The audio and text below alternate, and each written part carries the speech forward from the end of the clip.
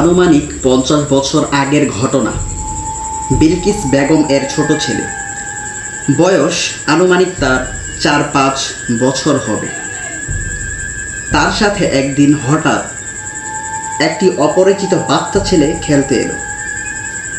সারা বিকেল একসাথে থাকার পরও সে সন্ধ্যাবেলায়ও খেলতে চাইল।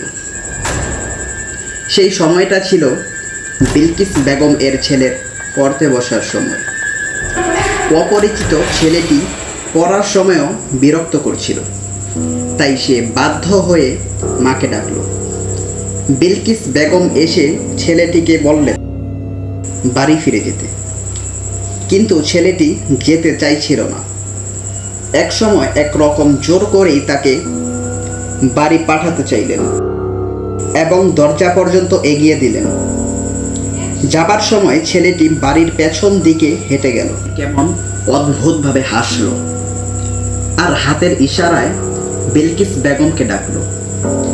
বিলকিস বেগম লক্ষ্য করলেন ছেলেটা হাত দিয়ে মাটির দিকে কিছু একটা দেখাচ্ছে। কি দেখাচ্ছে সেটা দূর থেকে বোঝা গেল না। তিনিও আর বেশি মাথা ঘামালেন না, ভাবলেন বাচ্চা ছেলের খেয়াল। ঘরে ফিরে গেলেন বিলকিস বেগম। সেই সন্ধ্যের ঘটনার পরদিন বিলকিস বেগম এর ছেলে জ্বরে পড়ল।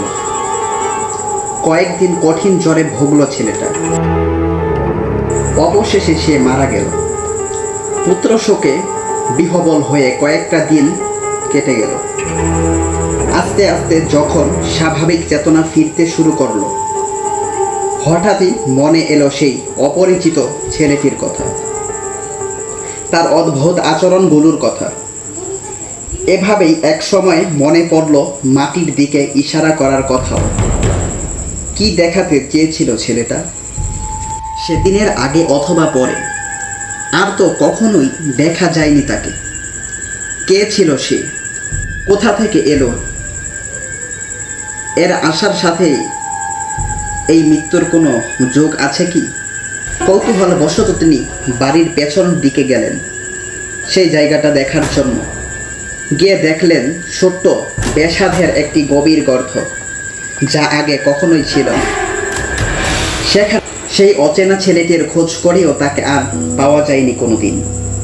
হতে পারে সে অশরীরী কেউ।